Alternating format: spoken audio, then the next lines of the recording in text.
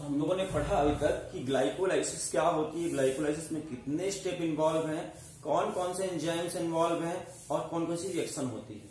अब हम अगली चीज बताना चाह रहे हैं आपको आज की क्लास में कि कहां पर कौन सी प्रोसेस को क्या कहते हैं। तो आपको पता है सबसे पहला स्टेप कौन सा हुआ था, ग्लूकोज 6 फॉस्फेट बना था और यहाँ पर फॉस्फेट ग्रुप जुड़ा था। पहली घटना कौन सी हुई थी, फॉस्फोराइलेशन नाम की घटना हुई थी। फॉस्फोराइलेशन सबसे पहला स्टेप था। इसके बाद ग्लूकोज 6 फॉस्फेट से फ्रक्टोज 6 फॉस्फेट बना था और इस घटना का नाम है आइसोमराइजेशन। आइसोमर बन रहे थे। उसके बाद तीसरा स्टेप था फ्रक्टोज 6 फॉस्फेट पे एक फॉस्फेट आकर जुड़ा और फ्रक्टोज 1,6 डाई फॉस्फेट बना, इसलिए इस घटना का नाम फिर से क्या होगा, तीसरा स्टेप का नाम कौन सी घटना हुई, फॉस्फोराइलेशन हुआ। चौथा स्टेप देखेंगे अगर हम, उसके बाद क्या होता, फ्रक्टोज 1,6 डाई फॉस्फेट से बन गया था 3 फॉस्फोग्लिसराइड के एक मॉलिक्यूल्स और DHAP का एक और मॉलिक्यूल्स। इस घटना को कहते हैं, आपका जो टुकड़ों में टूट गया था, ब्रेकडाउन होता है, इस घटना को कहते हैं लाइसिस या क्लीवेज के नाम से जानते हैं। उसके बाद आप देखेंगे कि जब DHAP जो बना था, DHAP से वापस क्या बन गया है, तो DHAP से वापस बन गया है आपका फिर से आकर क्या बन गया, आपका 3 फॉस्फोग्लिसराइड बन गया। मतलब यहाँ पर कौन सी घटना हुई, आइसोमराइजेशन हुआ। मतलब कितने बार आइसोमराइजेशन हुआ, एक बार 1 नंबर पे, एक बार 5 नंबर पे, 2 बार आइसोमराइजेशन हुआ। फिर उसके बाद देखेंगे और आगे जाकर क्या हुआ, 3 फॉस्फोग्लिसराइड में एक और फॉस्फोग्लिसराइड जुड़ गया था। देखे थे 3 फॉस्फोग्लिसराइड में एक और 3 फॉस्फोग्लिसराइड में 2 3 फॉस्फोग्लिसराइड हो गए थे आइसोमराइजेशन के बाद। अब इस फॉस्फोग्लिसराइड के 2 मॉलिक्यूल्स में इनऑर्गेनिक फॉस्फेट और वाटर जुड़ रहा था। वाटर के जुड़ने की घटना को क्या कहते हैं, हाइड्रेशन। यहाँ पर हाइड्रेशन हुआ था, वाटर का पहला मॉलिक्यूल यहाँ पर इंटर किया। याद रखिएगा 6 नंबर पोजीशन पे जब 3 फॉस्फोग्लिसराइड से 1,3 डाई फॉस्फोग्लिसराइड बन रहा था, तब पहली बार पानी अंदर घुसा, पानी जरूरत पड़ी, हाइड्रेशन नाम की घटना हुई। डायरेक्ट घुसा कि नहीं घुसा, डायरेक्ट घुसा, डायरेक्ट वाटर एंटर किया पहली बार। उसके बाद क्या हुआ, उसके बाद आपने पढ़ा था 1,3 डाई फॉस्फोग्लिसराइड से 1,3 डाई फॉस्फोग्लिसरिक एसिड बना था। यहाँ पर ऑक्सीडेशन हुआ था, लेकिन इस ऑक्सीडेशन को क्या बोला गया था, हाइड्रोजन गैस बाहर निकल रही थी, इसलिए इस घटना का नाम रखा था हमने डिहाइड्रोजिनेशन। डिहाइड्रोजिनेशन नाम की घटना हुई थी, हाइड्रोजन गैस बाहर निकली थी, डिहाइड्रोजिनेशन हुआ था। कब, जब 1,3 डाई फॉस्फोग्लिसराइड से 1,3 डाई फॉस्फोग्लिसरिक एसिड बना था। तो एल्डिहाइड से एसिड बनते समय डिहाइड्रेशन हुआ था, इसको ऑक्सीडेशन भी बोल सकते हैं। इसके बाद आपने देखा था 1,3 डाई फॉस्फोग्लिसरिक एसिड से 3 फॉस्फोग्लिसरिक एसिड बना था। 1,3 डाई फॉस्फोग्लिसरिक एसिड से क्या बना था, 3 फॉस्फोग्लिसरिक हुआ था। यहाँ पर क्या हुआ था, ट्रांसफॉस्फोराइलेशन हुआ। यहाँ पर ट्रांसफॉस्फोराइलेशन, ट्रांसफर हुआ फॉस्फेट ग्रुप का, ट्रांसफॉस्फोराइलेशन। देख पा रहे हैं, फॉस्फोराइलेशन और ट्रांसफॉस्फोराइलेशन दोनों डिफरेंट है। एटीपी खर्च हुई थी, यहाँ पर फॉस्फेट ग्रुप आकर जुड़ा था, यहाँ पे फॉस्फेट ग्रुप निकला बाहर एटीपी के फॉर्म में, इसलिए इस घटना को ट्रांसफॉस्फोराइलेशन बोलते हैं।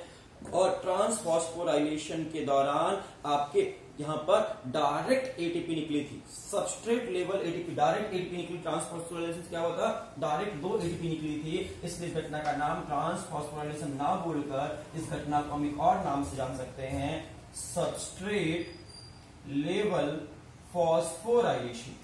सबस्ट्रेट लेवल फॉस्फोराइलेशन, इस घटना का नाम SLP के नाम से जान सकते हैं। SLP का फुल फॉर्म है substrate level phosphorylation. Direct ATP बना था, डायरेक्ट एटीपी जनरेट हुआ था, इसलिए इस घटना का नाम सबस्ट्रेट लेवल फॉस्फोराइलेशन है। ठीक है, उसके बाद क्या हुआ था, जब सबस्ट्रेट लेवल फॉस्फोराइलेशन हो गया, 3 फॉस्फोग्लिसरिक एसिड बन गया था, तो 3 फॉस्फोग्लिसरिक एसिड से 2 फॉस्फोग्लिसरिक एसिड बना था और यहाँ पर आइसोमर का फॉर्मेशन हुआ था, इसलिए इस घटना का नाम है आइसोमराइजेशन। आइसोमराइजेशन, आइसोमराइजेशन नाम की घटना हुई थी, आइसोमर बना था 9th स्टेप में। और सबसे लास्ट में 10th नंबर में जब आपका याद करिए 2-फॉस्फोग्लिसरिक एसिड से 2-फॉस्फोइनॉल पायरुविक एसिड बन रहा था, तो वहां पर इनॉलेज नाम के एंजाइम का काम किया था, तब वहां पर आपका वाटर का मॉलिक्यूल्स बाहर निकल गया, यहाँ पर घुसा था, हाइड्रेशन में पानी अंदर गया था और यहाँ पर डिहाइड्रेशन नाम की घटना हुई थी, डिहाइड्रेशन नाम की घटना हुई थी और पानी बाहर निकला था। पानी अंदर गया या बाहर गया, दोनों मिलकर नलिफाई कर दिए, बराबर हो गया, न वाटर अंदर गया ना ज्यादा बाहर गया, जितना अंदर गया उतना पानी बाहर निकल आया। ठीक है, तो वाटर का मॉलिक्यूल्स यहाँ से बाहर निकल गया, यहाँ से 2 वाटर मॉलिक्यूल अंदर गए थे और यहाँ से 2 वाटर मॉलिक्यूल्स बाहर आ गए, पूरा बराबर पट्टम पाट हो गया। फिर आगे चलते हैं, लास्ट में क्या हुआ था आपका डिहाइड्रेशन के बाद आपको बन गया 2-फॉस्फोइनॉल पायरुविक एसिड, और इनॉल पायरुविक एसिड में से क्या बना था, फिर वापस से आपका क्या बना था, पायरुविक एसिड। और जब 2-फॉस्फोइनॉल पायरुविक एसिड से पायरुविक एसिड बन रहा था, तब उस समय याद करिए फिर 2 एटीपी निकले थे और इसलिए डायरेक्ट एटीपी निकला था, इसलिए इस घटना को भी सबस्ट्रेट लेवल फॉस्फोराइलेशन कह सकते हैं। SLP1 इसका नाम रख सकते हैं, इसका नाम SLP2 रख सकते हैं, चाहो तो 1-2। जैसे आइसोमराइजेशन 1, आइसोमराइजेशन 2, आइसोमराइजेशन 3, 3 बार आइसोमराइजेशन हुआ। फॉस्फोराइलेशन, फॉस्फोराइलेशन, ठीक है, और 2 बार फॉस्फोराइलेशन हुआ। आप देख सकते हैं कितनी बार कौन सी घटना, लाइसिस से 1 बार हुआ।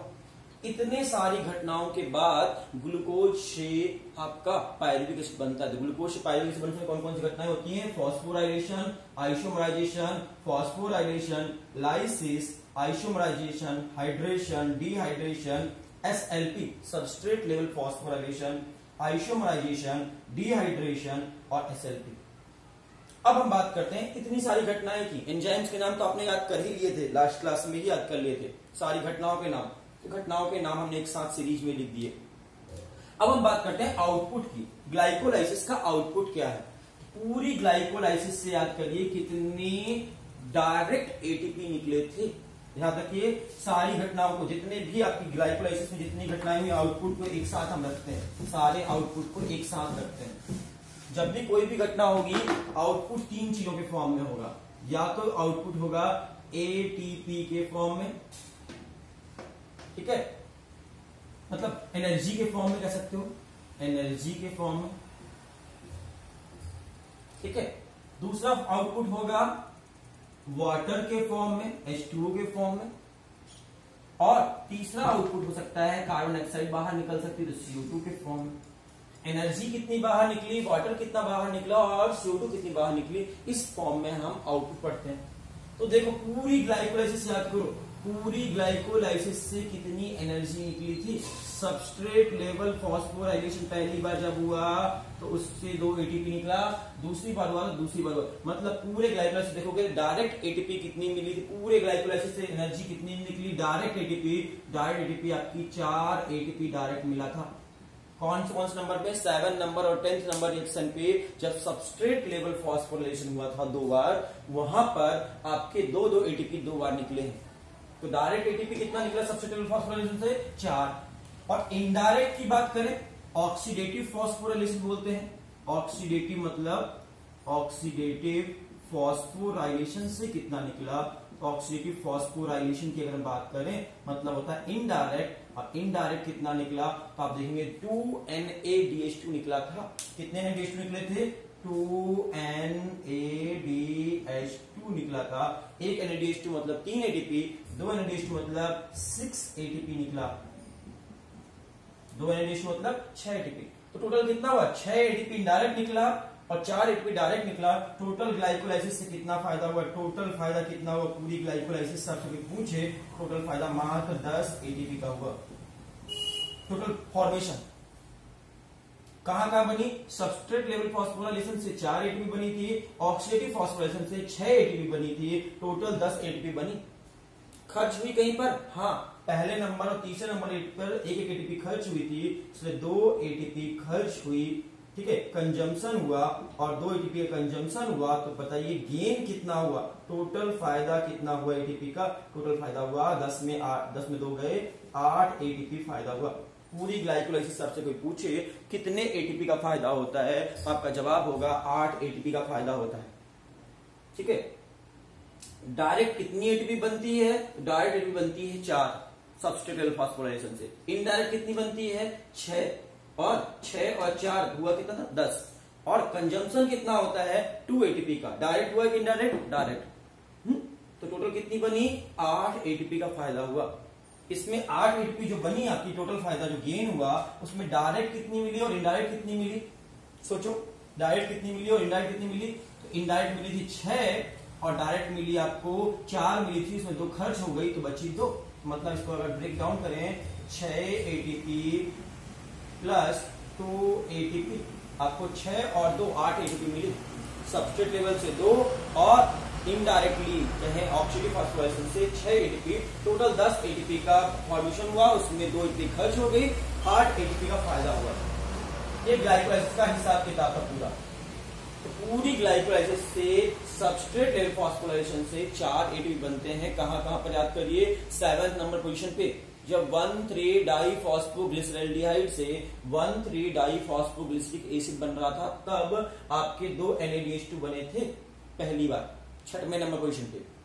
और जब 1,3-डाइफॉस्फोग्लिसरिक एसिड से 3-फॉस्फोग्लिसरिक एसिड बन रहा था, तब पहली बार सबस्ट्रेट लेवल फास्फोराइलेशन हुआ और वहां पर 2 एटीपी बने।